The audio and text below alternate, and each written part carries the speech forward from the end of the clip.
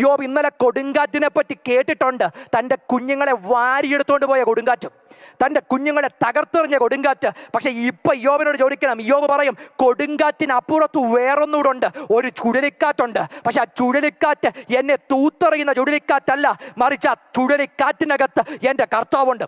ചുഴലിക്കാറ്റിനകത്ത് എൻ്റെ കർത്താവുണ്ട്. ഇന്ന് പകൽ ആകുലചിത്തരായി ചില കൊടുങ്കാറ്റുകൾ ഇന്നലെ ആഞ്ഞടിച്ചത് നിങ്ങളുടെ മനസ്സിനകത്ത് ഇന്നൊരു ദുരന്തമുഖമായിട്ട് നിൽക്കുന്നു. ചില ചിത്രങ്ങൾ നിങ്ങളുടെ മനസ്സിനകത്ത് കിടക്കുന്നത് കൊടുങ്കാറ്റിൻ്റെ ചിത്രമാ. അത് നിങ്ങളെ തകർത്തെറിഞ്ഞതാ, നിങ്ങളുടെ തലമുറയെ തകർത്തെറിഞ്ഞതാ, നിങ്ങളുടെ കുടുംബത്തെ തകർത്തെറിഞ്ഞ ചില കൊടുങ്കാറ്റുകൾ നിങ്ങളുടെ മനസ്സിനകത്ത് കിടപ്പുണ്ട്. പക്ഷെ ഇന്ന് പകൽ ആത്മാവിൽ ഞാനൊരു ദൂത് പറയുന്നു, അതിനപ്പുറത്ത് ഒരു ചുഴലിക്കാറ്റൂടെ വെളിപ്പെടും. ഈ ദിവസം ഒരു ചുഴലിക്കാറ്റ് വെളിപ്പെടും. എന്തെന്നറിയുമോ? കർത്താവ് ഇറങ്ങി വരുന്ന ഒരു ചുഴലിക്കാറ്റ്, ദൈവ സാന്നിധ്യം ഇറങ്ങി വരുന്ന ഒരു ചുഴലിക്കാറ്റ്.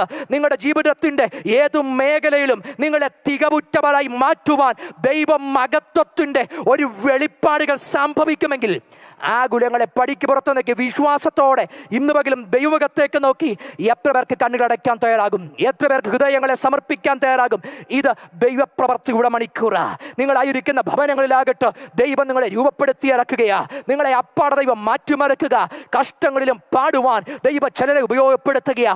നഷ്ടങ്ങളിൽ കൊണ്ടാടുവാൻ ദൈവം ചിലരെ ഒരുക്കുകയാ.